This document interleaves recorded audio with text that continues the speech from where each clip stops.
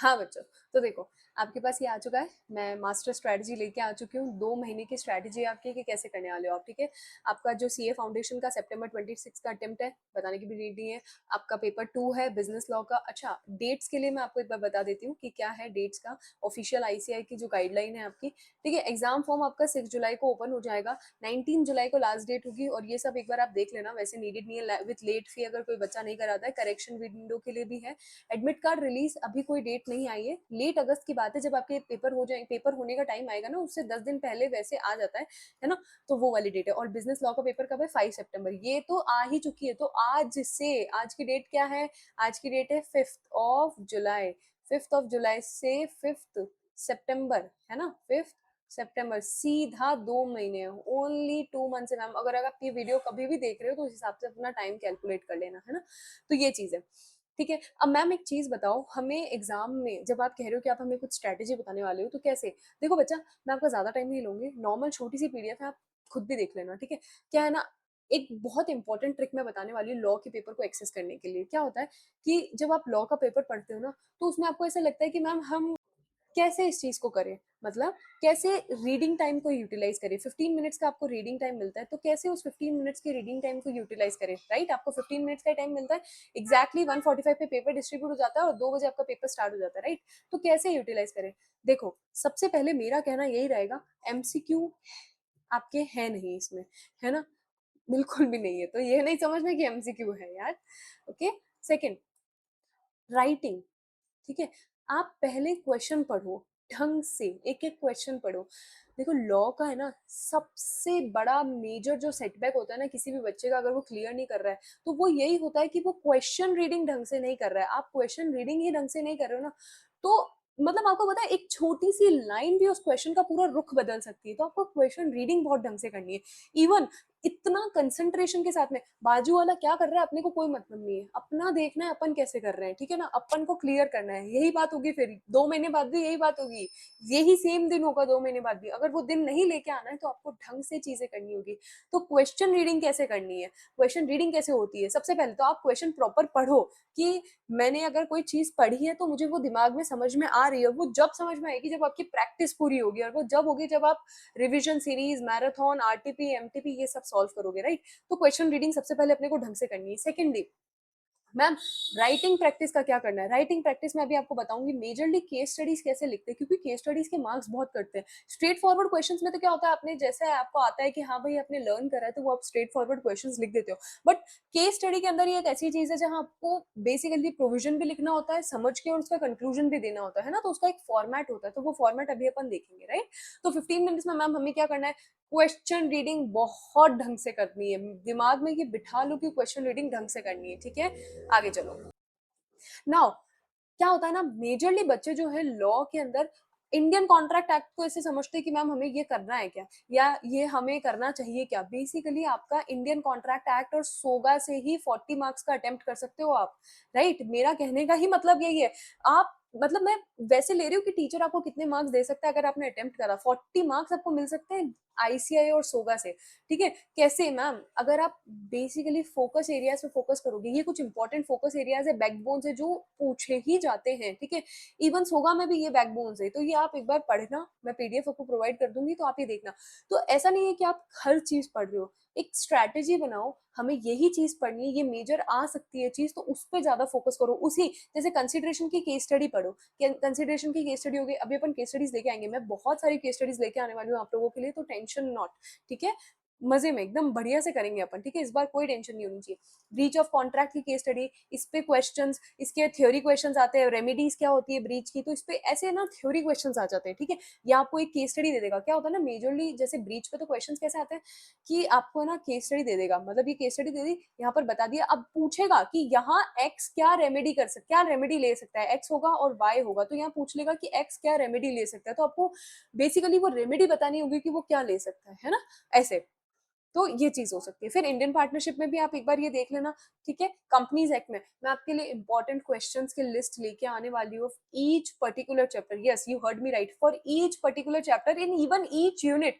जैसे आपका जो फर्स्ट चैप्टर अदर एसेंशियल्स हो गया, कंसिडरेशन हो गया, ब्रीच हो गया, एजेंसी हो गया, बेलमेंट हो गया, इन सब का इंपॉर्टेंट क्वेश्चन आने वाला है, ओके। तो स्टे ट्यून, चैनल ज्वाइन कर लेना, टेलीग्राम ज्वाइन कर लेना, ओके।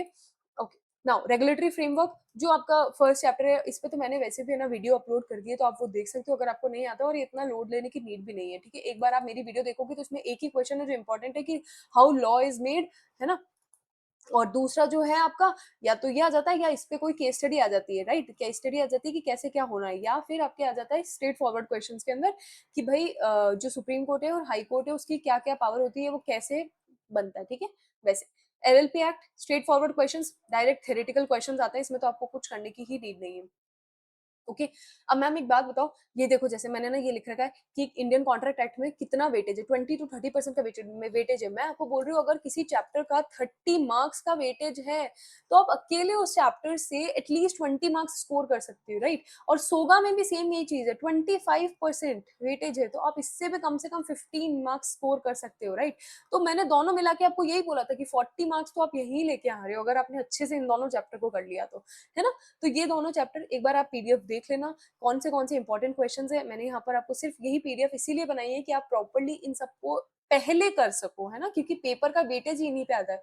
इंपॉर्टेंट क्वेश्चंस मेरा काम है देने का, मैं अभी प्रोवाइड करवा दूंगी, 3-4 दिन मैक्सिमम लगेंगे, मैं आपको इंपॉर्टेंट क्वेश्चंस प्रोवाइड करवा दूंगी, ठीक है।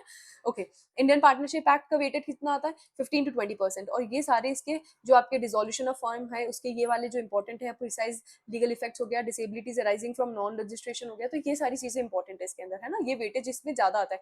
कंपनीज एक्ट में जैसे लिफ्टिंग ऑफ कॉर्पोरेट वेट, कि अगर आपने मान लो कोई गलत काम करी और उसका वेल उठा रहे हो आप, है ना, कि कॉर्पोरेट वेल उठा रहे हो आप, ओके, वेल उठा रहे हो, ठीक है। फिर सीएसआर हो गया, सेक्शन 135 सब सेक्शन 1, सीएसआर आ गया, मतलब 2% वो वाला एवरेज, आपको नेट एवरेज होना चाहिए लास्ट प्रीसीडिंग 3 इयर्स वाला, वो चीज है। ओपीसीज हो गया, तो कैसे होती है पब्लिक प्राइवेट कंपनीज, ओपीसीज में क्या क्या चाहिए होता है, ठीक है ना।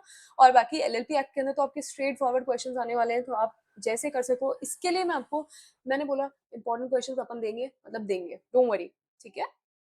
Okay, now road map. अब आपके पास 60 डेज है फ्रॉम टुडे, अगर मैं आज से लेती हूँ, बाकी आप काउंट करते रहना कैसे होता है। तो देखो जैसे है ना, आपके पास 60 दिन है, राइट। तो आपको सबसे पहले तो कॉन्सेप्ट्स पढ़ने हैं, क्वेश्चंस उठाना ही मत अभी, बिल्कुल क्वेश्चंस नहीं उठाने आपको, 30 डेज तक तो कॉन्सेप्ट्स ही पढ़ने हैं। अगर आपको ऐसा लग रहा है ना मैम 30 दिन तक कॉन्सेप्ट ही पढ़ते रहेंगे क्या, मत पढ़ो। आप अपनी कैपेबिलिटी के, आपने पहले कितनी तैयारी करी है, आपको अब कितना आता है, कंपेयर करो कि मैम हमें इतना आता है और हमें इस अकॉर्डिंग पढ़ना है, ठीक है। तो अब हर बच्चे का अपना अपना डिफर करेगा, राइट। आपको लगता है कि मैम हमें 15 डेज पढ़ने की नीड है, हमें 20 डेज पढ़ने की नीड है, तो रीड इट दैट वे। एक एक घंटा, दो दो घंटा, 2 घंटे, एटलीस्ट 2 घंटे तो इसको देने ही है। लॉ के अंदर अगर आपने 1 घंटा दिया ना, मैक्सिमम आपका, मैं बता रही हूँ ना, 3-4 पेज कवर होगा, इससे ज्यादा कुछ कवर नहीं होगा। तो अगर ज्यादा कवर करना है आपको, एटलीस्ट 2 आवर्स तो आपको देने की नीड है, ठीक है। ओके, फिर मैम अगर आपने ये देख लिया आपके अकॉर्डिंग कि भाई आपको कितना चाहिए, मेरे अकॉर्डिंग 30 डेज तो आपको करना ही चाहिए। कॉन्सेप्चुअल क्लैरिटी आपको 30 डेज फोकस करना चाहिए। यहाँ मैंने लिख दिया है कि do not skip the contract act और कंपनीज एक्ट, सोगा भी स्किप नहीं करना है, मैं लिखना रह गया, सोगा भी स्किप नहीं करना है, ठीक है, ये भी करना है। They underpin almost all case laws, इन दोनों में से ही केस लॉ आता है, पता है आपको, जब कॉर्पोरेट वेल पे केस लॉ आता है या अपना सीएसआर पे आता है, तो इन सब में से ही केस लॉज आ जाते हैं, राइट। तो इन सबको मिस नहीं करना है, right. Okay, now return practice, writing की प्रैक्टिस मेरे पे छोड़ दो, मैं आपको बहुत अच्छे से केस स्टडीज कराने वाली हूँ। उन केस स्टडीज को, कुछ केस स्टडीज अनसॉल्व भी होगी, जो अपन अनसॉल्व केस स्टडीज यही सॉल्व करेंगे लाइव स्ट्रीमिंग पे आप लोगों के साथ में। आप मुझे बताना कि मैम यहाँ ये कैसे हो रहा है, तो मैं आपको उसका जवाब दे दूंगी, ठीक है, टेंशन नहीं लेनी। तो आप राइटिंग प्रैक्टिस करनी है अपने को, ये मेरे ऊपर है, ये मैं करवा दूंगी, ठीक है। Targeted revisions, now the last moment, जब अपने पास लास्ट टाइम आता है कि भाई 46 to 55 के अंदर क्या करना है अपने को, ये दिनों के अंदर, तो अपने को आरटीपी सॉल्व करने हैं, जो एमटीपी सॉल्व करने हैं, जो आईसीआई ने पब्लिश करे हैं, ठीक है, स्पेसिफिकली फॉर सितंबर 26। पहले के कोई आरटीपी एमटीपी नहीं देखने, क्योंकि वो मैं मोस्ट इंपॉर्टेंट क्वेश्चन मैं आपके लिए वैसे ही ले आऊंगी, राइट। तो आपको ये वाले देखने हैं, मेमोराइज करना है legal words. Now this is the most important thing every student will miss. आप ये याद करके तो जाओगे कि हमें लॉ याद करनी है, लॉ रीड करनी है, पर रीड के टाइम पे ना लीगल वर्ड्स याद करना मत भूलना। लॉ में लीगल वर्ड्स याद नहीं करे ना तो कुछ भी नहीं होगा, क्योंकि एग्जामिनर यही चाहता है कि आपको लीगल वर्ड्स कितने याद है। कि आप यहाँ पर अगर ना, हमें मान लो आप यहाँ पर वॉइड की जगह लिख रहे हो नल, तो वो नहीं चलने वाला, वॉइड ही लिखना पड़ेगा, वॉइडेबल लिखना पड़ेगा। ये ऐसी चीजें तो आपको जो है ये तो लिखनी ही पड़ेगी, वरना एग्जामिनर मार्क्स नहीं देने वाला। वहां उस पे वो एग्जामिनर सोचेगा कि बच्चे को ये चीज आती ही नहीं है, तो वो मार्क्स नहीं देगा, ठीक है। तो लीगल वर्ड्स आपको लिखने की बहुत नीड है, ठीक है। And core section numbers, core section number, जैसे 10 सेक्शन 10 जो हो गया अपना वैलिड कॉन्ट्रैक्ट का, essentials of a valid contract, याद है इसेंशियल्स क्या होते हैं? इसेंशियल्स फ्री कंसेंट होना चाहिए, है ना, और लॉफुल ऑब्जेक्ट होना चाहिए, लॉफुल कंसिडरेशन होना चाहिए, तो ये सब चीजें आपको याद होनी चाहिए। कोर जो होते हैं, जैसे एक 37 है, अगर आपको ध्यान हो तो, परफॉर्मेंस ऑफ कॉन्ट्रैक्ट का, है ना, तो वो चीज आपको ऐसे याद होनी चाहिए। और भी बहुत सारे सेक्शंस है इंपॉर्टेंट इंपॉर्टेंट, अपन सब पढ़ेंगे, टेंशन नहीं लेनी, ठीक है। नाउ सिमुलेटेड एग्जाम्स, जैसे अब पेपर कैसे सॉल्व करना है, देखो आपको एग्जैक्टली मतलब एग्जाम से 5 दिन पहले, ठीक है, 2 घंटे का 3 घंटे का आपको एक मॉक टेस्ट लेना है, ठीक है, 3 घंटे का आपका पेपर होता है 2 से 5 का, वैसे ही आपको मॉक टेस्ट लेना है, 2 बजे आपको होने बैठना है, ठीक है। देखो आप या तो 3 दिन पहले आपकी प्रिपरेशन के अकॉर्डिंग देखना है कि आप कब मॉक टेस्ट दे सकते हो, बट मेरा ये कहना रहेगा एटलीस्ट 3 मॉक टेस्ट तो देना ही देना, ठीक है। टेस्ट की जिम्मेदारी मेरी, मैं चेकिंग करके भी दूंगी, डोंट वरी, मैं वो सब आने वाला है, अब धीरे धीरे सब आने वाला है, ये चैनल चलेगा अब अच्छे से, ठीक है ना। तो आप लोग बस जुड़े रहिए इस चैनल पे, सब लोग आए, आपका अगर प्यार मिला तो मैं बहुत अच्छा अच्छा कंटेंट लेके आने वाली हूँ, specially on law and theory subjects, okay, अभी तो सिर्फ लॉ है, राइट। तो 3 घंटे आपको बैठना है, 2 बजे आप स्टार्ट करना, एक 100 मार्क्स का मॉक टेस्ट देना, ठीक है। पेपर मैं बना के दे दूंगी, या आप जैसे भी कहोगे वैसे हो जाएगा, आपको मॉक टेस्ट देना है वो, नहीं तो मैं पेपर बना के दे दूंगी, पर आपको 3 घंटे बैठना है, और 3 घंटे आपको एक्चुअल में वो पेपर राइट करना है। देखो मोस्ट ऑफ द स्टूडेंट्स यही सोचेंगे, मैम बोल रही है क्या मतलब है, हम हमारा देख लेंगे, हमें होगा नहीं होगा हम उसके हिसाब से देख लेंगे, तो ऐसे नहीं करना है ना। अपने को प्रॉपर तैयारी करनी है, तो प्रॉपर तैयारी, अगर अभी आपका सेटबैक आया है तो आपको ऐसा नहीं कि मैम हम तो कर लेंगे, चिल है एकदम, मैम ने कह दिया टेंशन नहीं लेनी, तो टेंशन वैसे नहीं लेनी ना कि आप फेल हो गए हो या आपका क्लियर नहीं हुआ है, वैसे टेंशन नहीं लेनी। पढ़ाई के लिए टेंशन लेनी है कि हमने पढ़ा नहीं है, ओके, तो ये अपन देख लेंगे उस टाइम पे, है ना। अभी आपको कंसेप्चुअल क्लैरिटी रखनी है, okay. The main and the most important thing right now, most important की, अरे क्या हो गया, मोस्ट इंपॉर्टेंट कि आप एग्जाम में लिख कैसे रहे हो, प्रेजेंट कैसे कर रहे हो, है ना। तो जैसे आप जेनरिक लैंग्वेज लिखते हो, अभी मैंने बताया वॉइडेबल की जगह नल लिख के आ रहे हो, तो वो चीज नहीं चलेगी। जैसे हमेशा आपको ये लिखना है, as per section 10 of the Indian Contract Act, ऐसे शुरुआत करनी है हर एक चीज की, हर एक केस स्टडी की ऐसे ही शुरुआत करनी है। If you are writing the provision, provision अगर आप लिख रहे हो तो आपको ऐसे ही शुरुआत करनी है।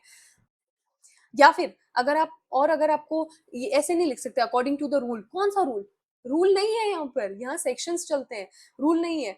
अगर मान लो इन सम केसेस अगर आप श्योर नहीं हो कि मैम हमें सेक्शन याद नहीं है, मोस्ट ऑफ द टाइम यही होता है बच्चों को उस टाइम पे, क्योंकि इतना हेडेक रहता है ना, तो सेक्शन याद नहीं होते, कोई बात नहीं, इट्स ओके, टेंशन लेने की नीड नहीं है, एग्जामिनर मार्क्स देगा, बट कब देगा, जब आप प्रॉपर लिखोगे। वो कब लिखोगे, अगर आपको एग्जैक्ट सेक्शन नंबर याद नहीं है ना, as per the relevant provision of the act, अब इस एक्ट की जगह भी आप, है ना, इंडियन कॉन्ट्रैक्ट एक्ट लिख सकते हो, क्योंकि ये तो पता होगा ना किस एक्ट का क्वेश्चन आ रहा है, एलएलपी एक्ट का क्वेश्चन आ रहा है, सोगा का क्वेश्चन आ रहा है, किसका क्वेश्चन आ रहा है, तो इंडियन कॉन्ट्रैक्ट एक्ट 1872, इतना तो आप लिख ही सकते हो, या सोगा लिख सकते हो, सोगा एक्ट, या पार्टनरशिप एक्ट लिख सकते हो, या एलएलपी एक्ट लिख सकते हो, इतना तो लिख सकते हो ना। तो as per the relevant provisions of the act ऐसे लिखना है आपको, राइट, ठीक है। Now the most important thing every student will miss while writing the law exam, what is that ma'am, आपको जो भी लीगल वर्ड्स, अभी अपन ने ऊपर थोड़ी देर पहले पढ़ा कि आपको लीगल वर्ड्स याद होने चाहिए, तो लीगल वर्ड्स याद होना ही नहीं मैटर कर रहा, आपको एग्जाम में उसको अंडरलाइन करके भी आना है।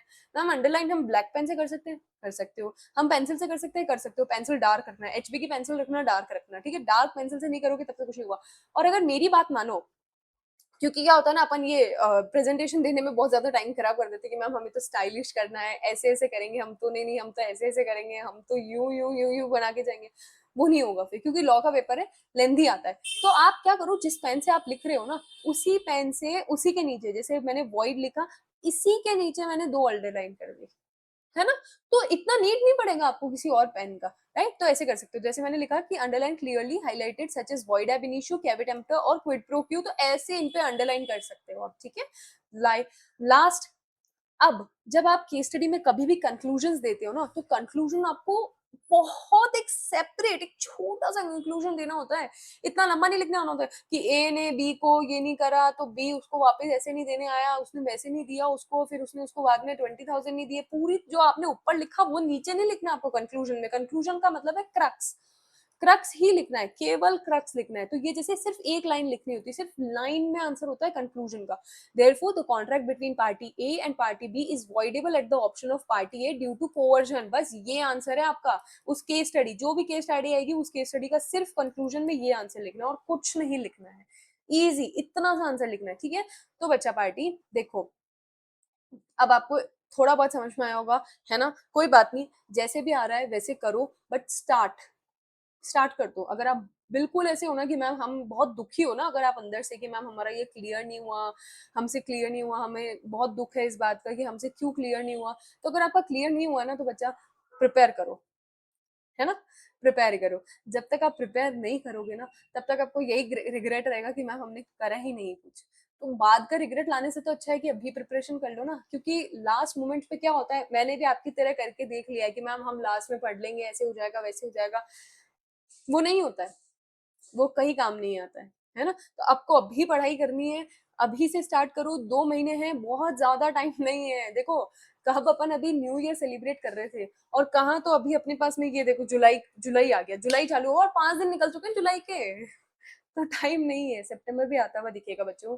तो बस स्टडी करो, अच्छे से स्टडी करो, और हार्ड स्टडी नहीं करनी है, स्मार्ट स्टडी करनी है। स्मार्ट स्टडी में भी आपको पढ़ना सब कुछ है, प्रॉपर पढ़ना है, जितना इंपॉर्टेंट है उतना पढ़ना है, पर पढ़ना है ना, पढ़ना है इंपॉर्टेंट है ना, पढ़ना है इंपॉर्टेंट है। ओके, तो बेस्ट ऑफ लक, पढ़ो, एंड आपके लिए आगे बहुत सारी चीजें आने वाली है। आप इस वीडियो को देखो, आपको कुछ ऐसा लग रहा है कि मैम हमें इस चीज की नीड है, हमें इस पर्टिकुलर टॉपिक में वीडियो चाहिए, मैं शॉर्ट वीडियोस डाल दूंगी इस पे पर्टिकुलर हर स्टूडेंट को। अगर ऐसा लग रहा है कि किसी स्टूडेंट को इस चीज पे प्रॉब्लम है, आप मुझे व्हाट्सएप पे मैसेज करो। मेरा व्हाट्सएप का नंबर है 9460201716। आप मुझे सिर्फ व्हाट्सएप करना, कॉल अवेलेबल नहीं है। इस पे आप मैसेज कर दो कि मैम हमें ये टॉपिक समझ में नहीं आ रहा पर्टिकुलर, मैं वो समझा दूंगी, कोई दिक्कत नहीं। मैं वॉइस नोट भेज दूंगी, मैं आपको मैसेज कर दूंगी, आप मुझे वॉइस नोट भेज दो, जैसे आपको ठीक लगे वैसे करो। टेलीग्राम भी चैनल है अपना, मैंने टेलीग्राम का लिंक दे दिया है, द एडुवर्स, ठीक है।